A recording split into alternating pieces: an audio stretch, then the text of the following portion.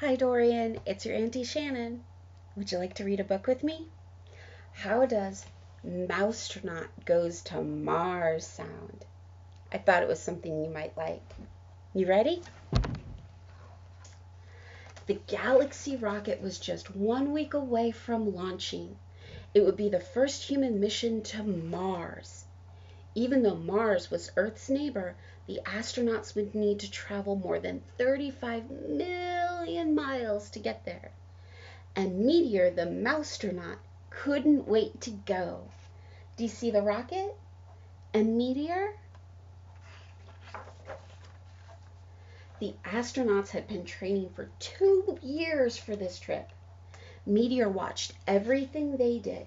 Each day he looked over the astronauts' shoulders as they studied, sat under the table and listened as they ate, and kept a notebook of the flight plan and procedures. There's Mousetraunot, and he's listening to everything the astronauts say. Meteor was certain he'd be going to Mars too. He might not be the biggest astronaut, but he had the power of small. He worked hard to stay in shape. He ran with Claudia. He did chin-ups with Claire, and he lifted weights with Charlotte. The Mousetraunot was ready. But when the names of the crew were called out, Meteor's name wasn't one of them. The Mousetraunot was not on the list. NASA must have forgotten about their newest astronaut. There wasn't a chance Meteor was going to miss this exciting trip. He was small. He could hide. He would stow away. Slowly, carefully, he climbed the launch tower. Then, when the NASA security guard wasn't looking, he hid under the commander's seat. He tried to be as quiet as he could, but he was scared. He wasn't scared of the rocket launch. He was scared he would be caught. Look at Meteor. He's sneaking into the rocket.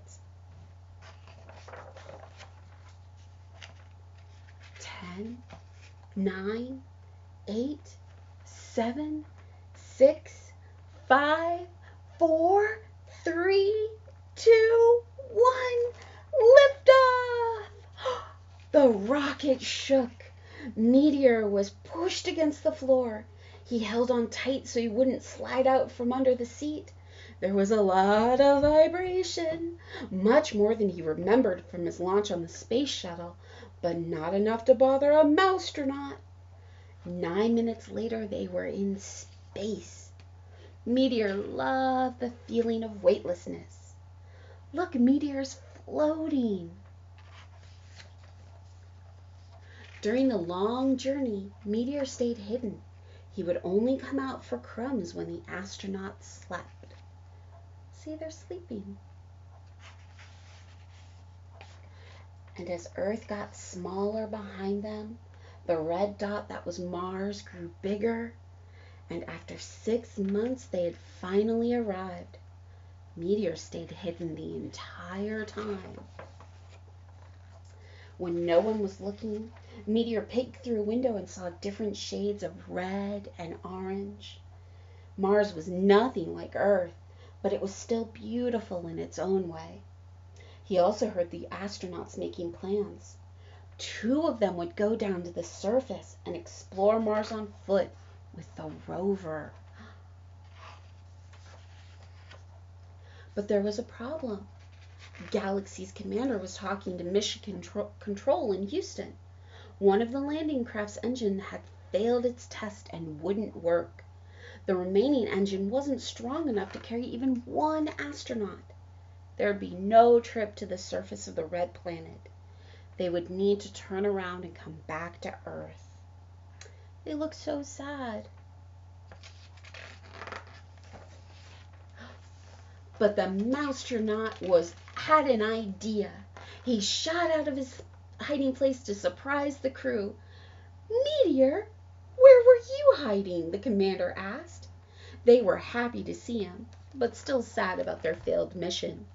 Then Meteor floated over to the hatch leading to the landing craft. It's possible, said the commander. One rocket engine would work for someone small enough.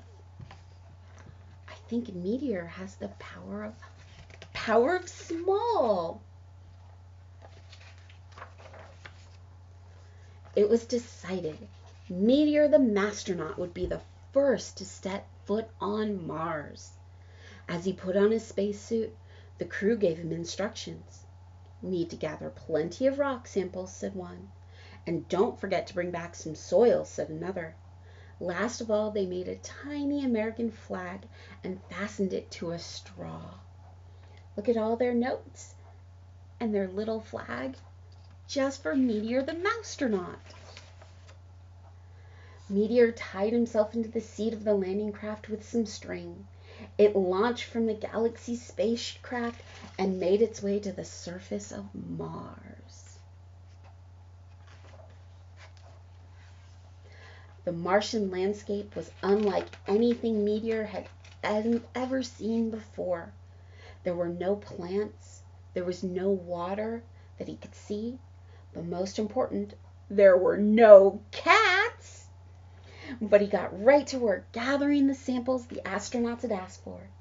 The last thing he did before reboarding the landing craft was to plant the tiny flag he'd been given. Do you see? "Meteor, you saved the day!" the crew cheered him as he returned to the ship. "You'll be in the newspaper headlines around the world." The Mousetraunot felt very proud. "And we'll make sure you're on our next mission." Look, there's Meteor, the first Mousetraunot on Mars.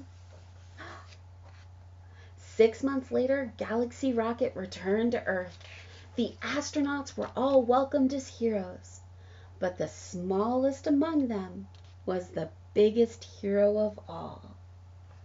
There's Mousetraunot and all of the other astronauts. Look, there's a whole lot of stuff about Mars. And when I bring the book to you, you can read all about it with your dad, okay? Thanks for reading Mousetraunot with me. I'll see you soon.